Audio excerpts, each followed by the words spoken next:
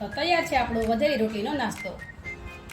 રોટલી તો સૌના ઘરમાં વધતી જ હોય છે, પણ આ રેસીપી એકવાર જરૂરથી ટ્રાય કરજો। બીજી વાર રોટલી વધારે જ બનાવશું।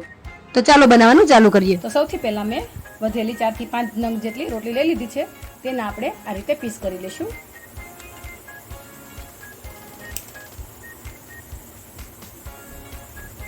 અને પછી એને તળી લઈશું। તો આપણે બધી રોટલીના આ રીતે પીસ કરી લીધા છે। હવે આપણે તેને તળી લઈશું। તો આપણે તેલ ગરમ કરવા મૂકી દીધું છે અને તેલ થોડું ગરમ પણ થઈ ગયું છે। તો આપણે આ રીતે એને તળી લઈશું। આપણે મીડિયમ તાપે જઈને તળવાના છે।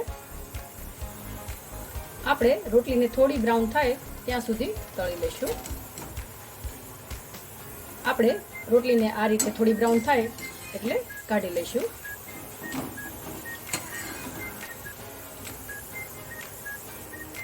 હવે આપણે તળેલી રોટલી ઉપર થોડું મીઠું અને થોડું લાલ મરચું પાવડર સ્પ્રિંકલ કરી દઈશું આ રીતે।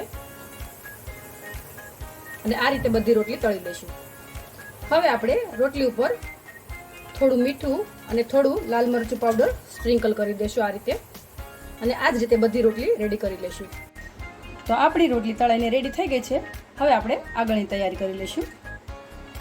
હવે મેં 2 નંગ જેટલી ડુંગળી, 2 નંગ ટામેટા અને થોડા લીલા ધાણા લઈ લીધા છે। તેને આપણે ઝીણા કટ કરી લઈશું। તો આપણે ટામેટા, ડુંગળી અને ધાણાને ઝીણા એવા કટ કરી લીધા છે। હવે તેને મિક્સિંગ બાઉલમાં લઈ લઈશું।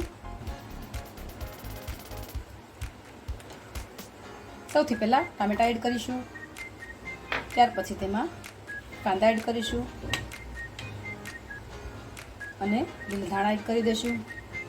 હવે તેમાં થોડો ચાટ મસાલો એડ કરી દઈશું। હવે 1 નાની ટીસ્પૂન જેટલો મરી પાવડર એડ કરી દઈશું। ત્યાર પછી 1 નાની ટીસ્પૂન કરતાં પણ થોડો ઓછો સંચળ એડ કરી દઈશું અને થોડો લીંબુનો રસ પણ એડ કરી દઈશું। ત્યાર પછી આ રીતેના નાના તળેલા ભૂંગળા હવે આ રીતેના તમે કોઈ પણ ભૂંગળા લઈ શકશો। 2 નંગ જેટલા લઈને આ રીતે એકદમ ક્રશ કરી દઈશું।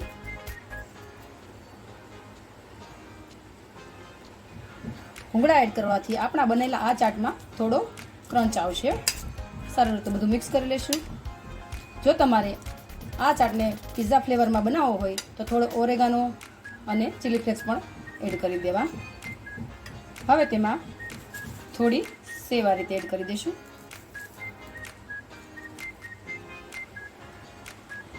ત્યાર પછી થોડું ચીઝ આ રીતે એડ કરી દઈશું, જે બાળકોનું પસંદ છે,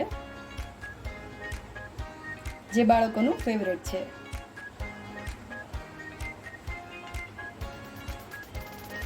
ચીઝ બિલકુલ ઓપ્શનલ છે। હવે બધી વસ્તુને સારી રીતે મિક્સ કરી લેશું। તમે તમારા ટેસ્ટ મુજબ કોઈ પણ વસ્તુ વધારે કે ઓછી કરી શકો છો।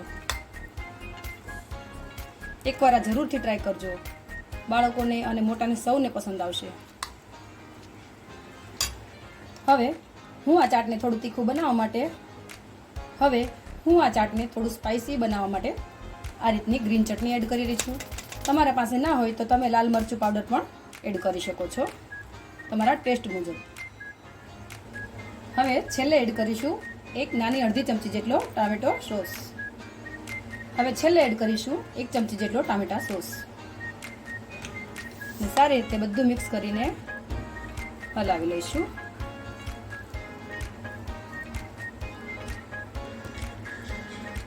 તો આપણું ચાટ તૈયાર થઈ ગયું છે। હવે આપણે તેને સર્વ કરી દઈશું। તો તૈયાર છે આપણો વધેલી રોટલીનો નાસ્તો।